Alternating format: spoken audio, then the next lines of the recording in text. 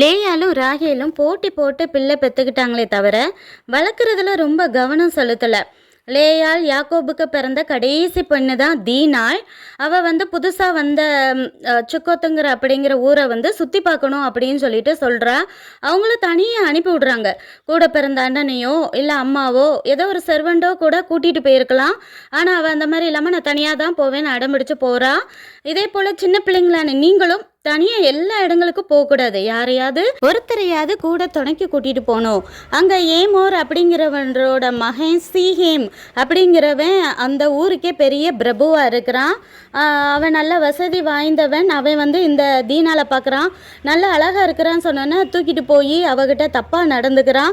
பாருங்கள், அவனுக்கு என்ன ஒரு தைரியம்! ஒரு பெண்ணை பார்த்தோன்னே பிடிச்சிருக்குன்னு சொல்லிட்டு அவனாக தூக்கிட்டு போய் அவள் வாழ்க்கையை அழிக்கிறானா? எவ்வளோ பெரிய தைரியம் இருக்கணும் அவனுக்கு! நாம் வசதி அதிகாரம் படிச்சிருக்கோம், யாரும் நம்மளை கேள்வியே கேட்க முடியாது அப்படிங்கிற துணிகரம் அவனுக்கு. இதே போல் இப்போவும் பெண்களை வாழ்க்கையை அழிக்கிறவங்க ஏராளமான பேர். ஆனால் இது தேவனுக்கு விரோதமான மிகப்பெரிய பாவம்னு புரிஞ்சு இப்போவே மனம் திரும்புங்க.